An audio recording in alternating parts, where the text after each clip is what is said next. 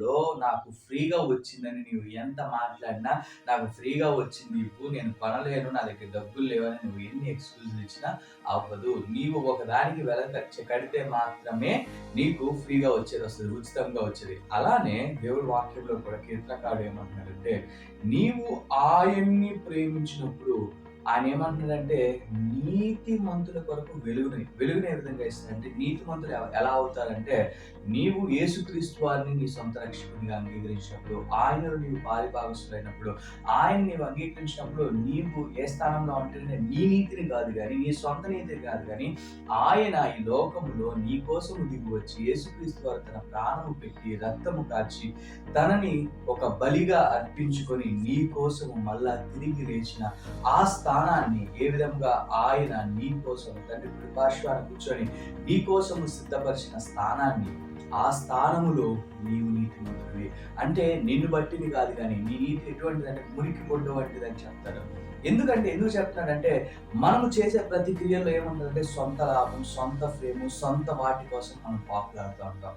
కానీ ఆయన ఎటువంటి ప్రేమ అంటే, ఆయనది కపటము లేని ప్రేమ. ఆయన ప్రేమిస్తూనే ఉంటాడు. నిన్నుగా ప్రేమిస్తాడు. ఏ విధముగా ఆ యొక్క తప్పిపోయిన కుమారుడిని మనం చూసినట్లయితే, ఆ తప్పిపోయిన కుమారుడు తన యొక్క జీవితంలో తన అన్నీ చేశాడు.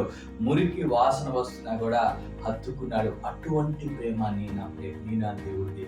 ఆ ప్రేమని నీవు ఎప్పుడైతే అంగీకరిస్తావో, ఆ ప్రేమని మళ్ళా నీవు తిరిగి ఆయన ప్రేమించినప్పుడు, ఆ ప్రేమకి కృతజ్ఞుడిపై ప్రతిస్పందిస్తున్నప్పుడు ఆయన ఏం చేస్తాడంటే నీకు వెలుగు కలుగుతుంది. ఏ విధంగా వెలుగు కలిగేసిన ఆ వెలుగు ఎటువంటిదంటే, ఈ లోకానికి ఒక ఆశగా నీవు ఉంటావు. ఈ విధముగా బ్రతకాలి, ఈ విధముగా జీవించాలని ఆ వెలుగుని నీ యందు ఆయన కృపని కృపణించి, ఏ విధంగా నోవాహును చూసి ఆయన నవ్వాడో అదే విధముగా నిన్ను చూసి నా బిడ్డ, నా కుమారుడు ఈ విధముగా బ్రతుకుతున్నాడు, ఈ విధముగా జీవిస్తున్నాడు, ఆయన సంతోషిస్తాడు నీ జీవితాన్ని బట్టి.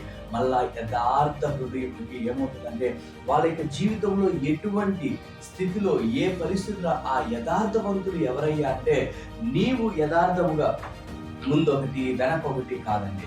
నీవు ఏ విధంగా ఉన్నావో అదే విధంగా నీవుగా. అంటే కొంతమంది ఉంటారు, మనం వెళ్ళిపోయినాక ఒక మాట్లాడతారు, మనం ముందు ఉన్న తర్వాత ఒక మాట్లాడతారు. అటువంటి ఆ యొక్క కపటము కలిగిన మనుషులుగా కాకుండా ఎలా ఉంటారంటే, ఒక పేజ్ ఉంటుందండి. మనము లేనప్పుడు ఒకలాగా ఉంటారు, మనం ఉన్నప్పుడు ఒకలాగా ఉంటారు. కానీ యథార్థ హృదయులు అంటే ఎవరయ్యా అంటే, నీవు ఆయనకి ఒక ట్రాన్స్పరెంట్ ఫేస్గా, అంటే మనం అందరికీ ఓపెన్ బుక్స్గా ఉండకూడదు.